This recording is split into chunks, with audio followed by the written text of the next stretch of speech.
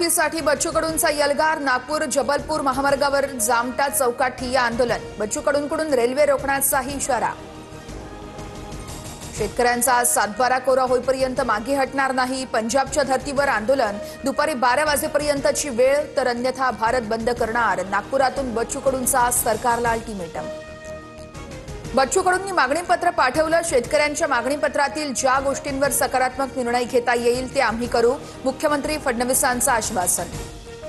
बच्चू कडूंनी सांगितलं, आमदारांना कापा, मी सांगतो मंत्र्यांना कापा। कितीही संकट आलं तरी आत्महत्या करायची नाही।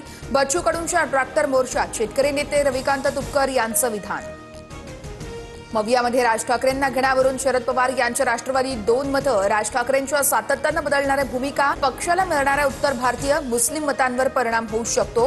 कार्यकर्त्यांची भावना, सूत्रांची माहिती। सोलापूर जिल्ह्यात भाजपचं ऑपरेशन लोटस यशस्वी। रणजित शिंदे यांच्यासोबतच विक्रमसिंह शिंदेंसह नागनाथ क्षीरसागर आणि सोमेश क्षीरसागर आज भाजपात पक्षप्रवेश करणार। ठाकरेंच्या सेनेत 60 वर्षांपेक्षा अधिक वय असलेल्यांना उमेदवारी नाही। माजी नगरसेवकांच्या मतांचा आदर राखत त्यांच्या पसंतीचा उमेदवार देण्याचा विचार सुरू। किमान 70% नवे चेहरे असणार, सूत्रांची माहिती। निंबाळकरांच्या 50 कोटींच्या धमकीला भीक घालत नाही। 2 किंवा 3 तारखेला फलटण पोलीस ठाण्यात जाणार अंधारेंचं आव्हान। तर अंधारेंनी 2 सख्ख्या बहिणींच्या आत्महत्येच्या प्रयत्नाची सुसाईड नोट दाखवली।